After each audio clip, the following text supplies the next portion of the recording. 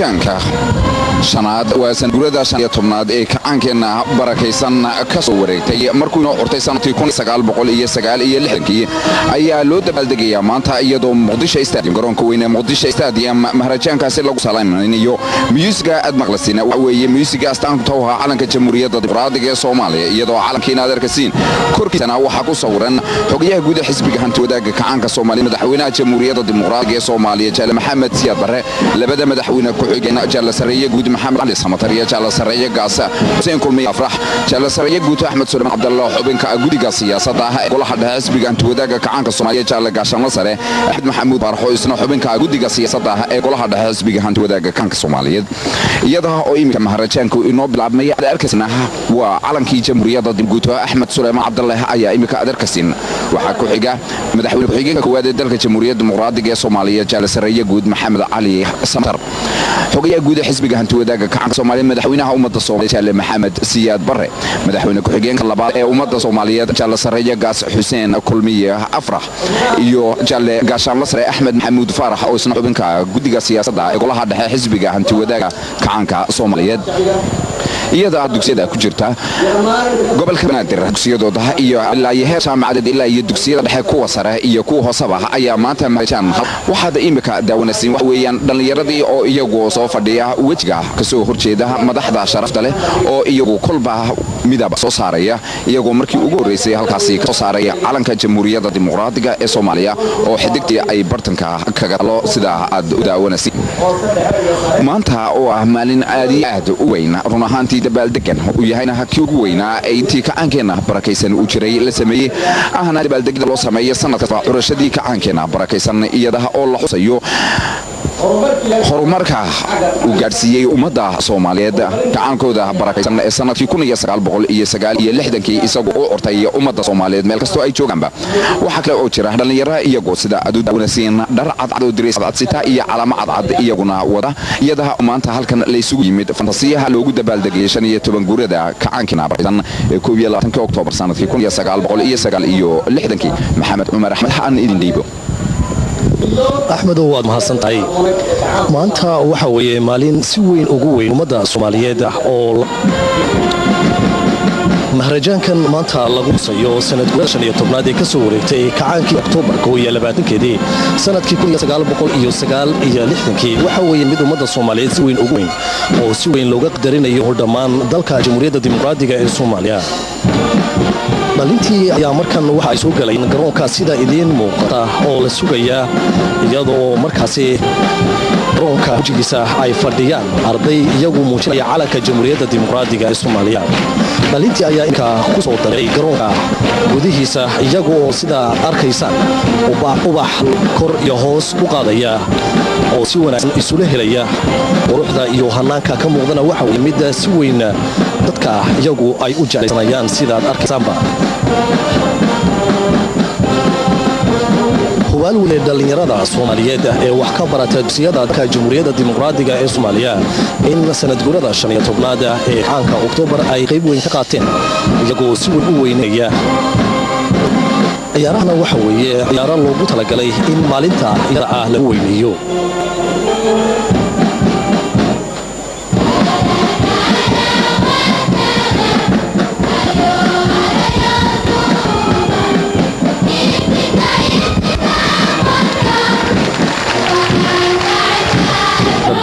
daawadayaal aad tihiin iminka mid aad jeclaysanaysaan markaad arkaysaan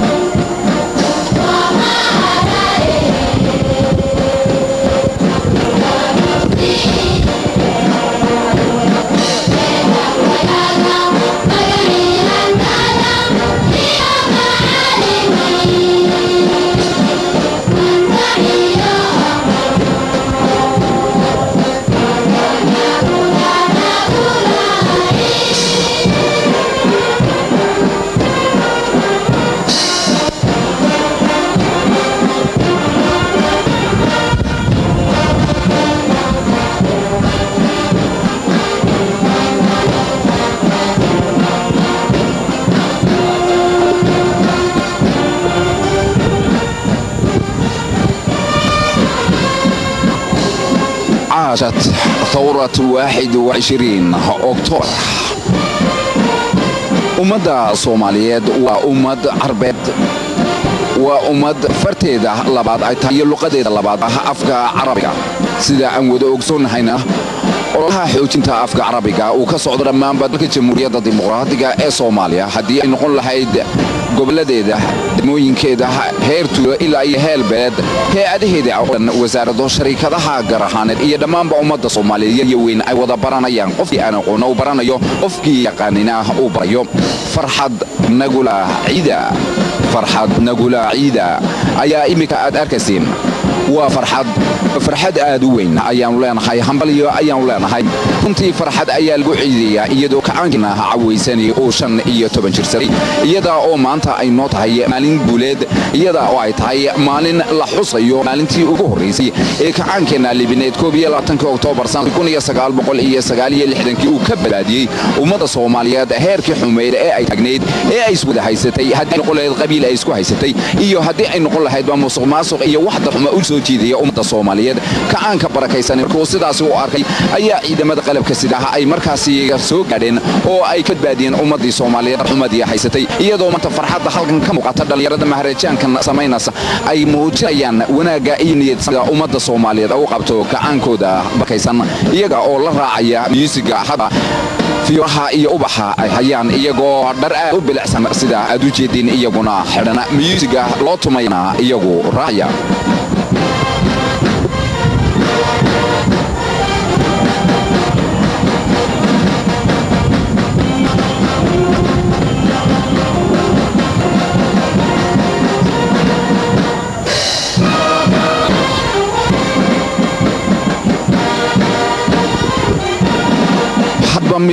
haba midab ayaa la soo saaraya oo aad daawanaysa imika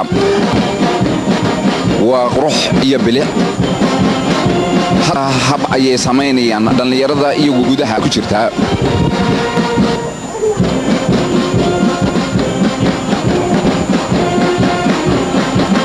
hadba mar way kala baxayaan dhalinyaradu marna way soo imanayaan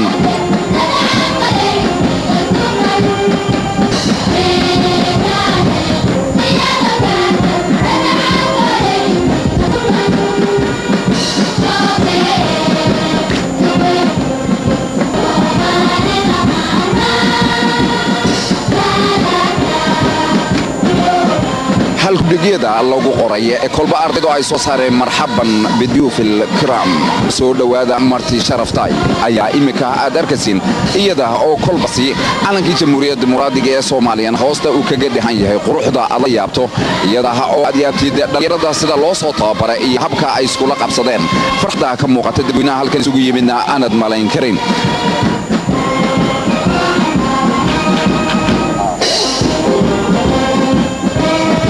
weli waxa aynu ku guda jirnaa waxa weeyaan waa qaybtii ama tarkii furitaanka oo weli ma aynaan gaarin qaybihii kala gedisnaa ee halkan lagu muujin lahaa waa qaybtii furitaanka dhalinyarada oo aad daawanaysiin sida musiga ula socdaan iyo kolba waxa ay soo saarayaan ama halkudhigyada ay ku qorayaan waxa weeye qurux iyo hanaan aan la soo koobi karinin dhalinta waxyaabaha ay soo bandhigayaan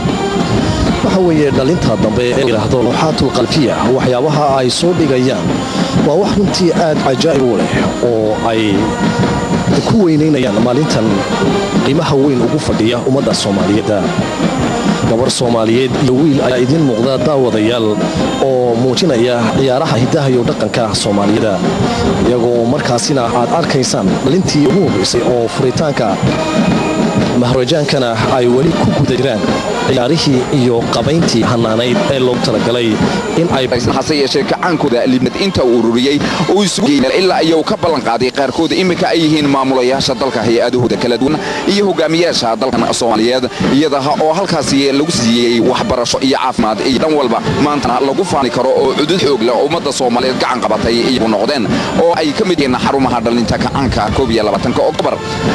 aad iyo aad ay u qurux badan tahay waxbarashada imika ka socota dalka Jamhuuriyadda Dimuqraadiga ee Soomaaliya iyadoo hore aanay waxbarashadu heer sahayn inta jaamiciin ee wadanka ka jirtaana ay farako tirisay hase yeeshee imika ay yihiin kuwa aad iyo aad u fara badan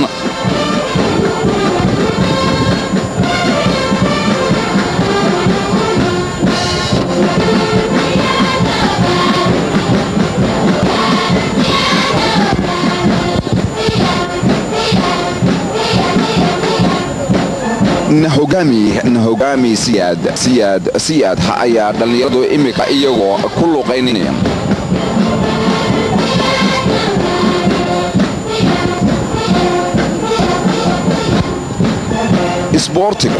isboortiga hore ayuu madaxweynaha ummadda Soomaaliyeed uu yidhi jir fayow ayaa maskax fayow ay ku jirtaa iyadoo imika adarasiin isboortiga oo soo saaray isboortigu waa waxbarashada iyadoo ay tahay qofka isboortiga inuu aad u maskax wanaagsan yahay kaga fogaanayana isboortiga haddii uu jecel yahay qofku waxyaabaha xunxun ee bulshada akhriba iyada oo loo baahan yahay meel kastana sidii gacankeena barakaysan uu ku baaqay in ilaa iyo heer qaran la gaarsiiyo ayaka dalkan jamhuuriyadda dimuqraadiga Soomaaliya markaana aynu dubno ilaa iyo heer caalami ah haddana aynu wadnahay halka ay maraso xagga isboortiga dalka Soomaaliya oo heer sare isagu u gaaray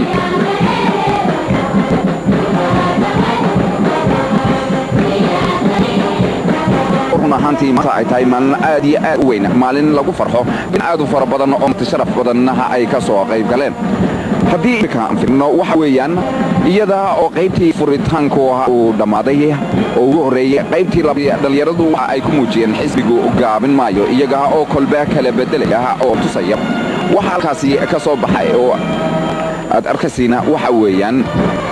madaxweynaha ummadda Soomaaliyeed Jaale Maxamed Siyaad Barre oo shacabweynaha Soomaaliyeed isagu u tilmaamaya wadada toosan ee barwaaqo lagu gaadho iyadoo calankii jamhuuriyadda dimuqraadiga ee Soomaaliya uu ku agsawaray dhalinyarada ay imika iyagoo soo galay iyagoo masalaya waa qaybtii saddexaad oo la soo galay wadada toosan ee la doonaya dhalinyarada Soomaaliyeed inay iyaguna ay halkaasi ka muujiyaan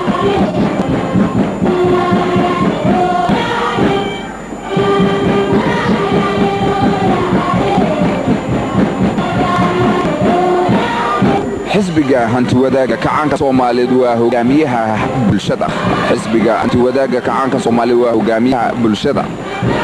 waa Soomaalida maanta ayaynu ku jirnaa waa qaybtii saddexaad ama chapterkii saddexaad ee maharajaanka shanaad sanadka 15 ee kacankeena barakaysan ay noqotay 21 Oktoobar sanadkii 1969 kacanka aan ku diirsanay kacanka Libineed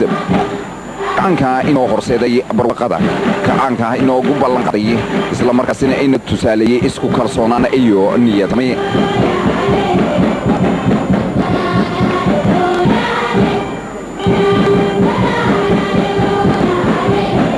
astaamaha lagu yaqaano ururada bulshada ayaa imikana adaawanaysan iyadoo astaantii xisbiga hantiwadaaga kacaanka Soomaaliyeed ay bartanka ugu jirto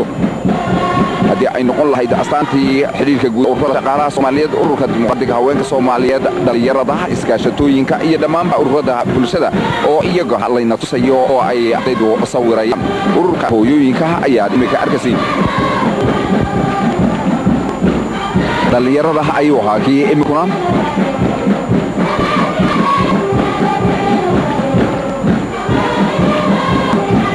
وقيبتي حزب جهنتي وذاك كعنك صومالي الحزب قائدنا أي أركسين حزب وهجاميها بالشدة دل يرضى أي كوس عيار سهل كل جيدا الله صوصاريو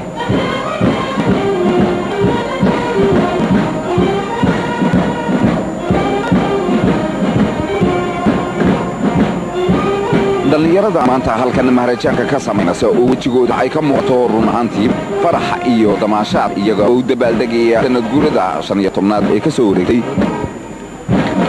kacaankooda barakaysan ayaa waxa la socdaan musiga iyada oo run ahaantii yahay maalin lagu farxo iyo astaamo lagu farxo qalbaha ay soo saarayaan waxa daawanaysin waxa weeye dhaqandoorin ma ogolin haba yaraatee dhaqandoorin ma ogolin dhaqankeeda la dooriyay ummad maaha kacankeena barakaysan ayaa markii ugu horeysay urtay sanadkii 69 isagu markiiba waxa uu ku baaqay inaan haba yaraatee dhaqandoorin aan ummadda Soomaaliyeed lagu sameyn karin meel kasta oo ay joogtaba ummad dhaqandoorsatana waynu ognahay inaan ahayn ummad oo meel aanay ka subaxayn ummad kasta oo Ilaahay uu abuurayna dhaqan u gaara ay leedahay dhaqanka ummadda Soomaaliyeed waa mid kumaankum sanadood soo jiray soona jiri doona ayna ku faafto ummadda Soomaaliyeed meel kasta oo ay joogtaba